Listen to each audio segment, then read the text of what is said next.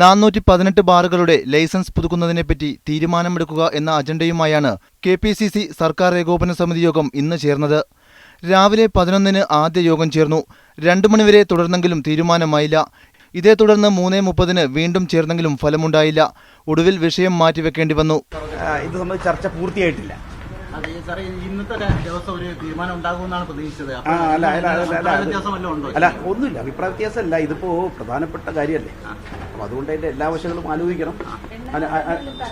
ഇല്ല, തർക്കത്തിന്റെ അത് വിഷയം ഇതിനകത്ത് ഈ വിഷയം പ്രധാനപ്പെട്ട വിഷയമാണ്. അതുകൊണ്ട് തന്നെ അതിന്റെ എല്ലാ വശങ്ങളും വളരെ സമഗ്രമായി പരിശോധിക്കണം. അതിനല്പം കൂടെ ടൈം വേണം. That's all. 2 സ്റ്റാർ പദവിയില്ലാത്ത ബാറുകൾക്ക് ലൈസൻസ് നൽകരുതെന്ന നിലപാടിൽ KPCC പ്രസിഡന്റ് VM സുധീരൻ ഉറച്ചുനിന്നു. എന്നാൽ ഈ വർഷത്തേക്ക് ലൈസൻസ് പുതുക്കി നൽകാമെന്നായിരുന്നു മുഖ്യമന്ത്രിയുടെ നിലപാട്.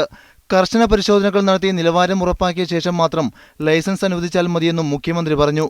ഈ നിലപാടിനായിരുന്നു യോഗത്തിൽ പങ്കെടുത്ത ഭൂരിപക്ഷം പേരുടെയും പിന്തുണ. എന്നാൽ തന്റെ നിലപാട് മയപ്പെടുത്താൻ VM സുധീരൻ തയ്യാറായില്ല. ഇതോടെയാണ് തീരുമാനമെടുക്കുന്നത് മാറ്റിവെച്ചത്. യോഗങ്ങൾ ചേരുന്നത് തീരുമാനമെടുക്കാനാണെന്നും ഓരോരുത്തരുടെ നയങ്ങൾ അടിച്ചേൽപ്പിക്കാൻ വേണ്ടിയാകരുതെന്നും മുഖ്യമന്ത്രി പറഞ്ഞു. ഒരാൾ മാത്രം മദ്യവിരുദ്ധനാകുകയും മറ്റുള്ളവരെല്ലാം മദ്യലോബിയുടെ ആളുകളായി മാറുന്നതുപോലെയുള്ള തോന്നൽ ഉണ്ടാകരുതെന്നും മുഖ്യമന്ത്രി ഉമ്മൻചാണ്ടി യോഗത്തിൽ പറഞ്ഞു. മീഡിയ 1 തിരുവനന്തപുരം.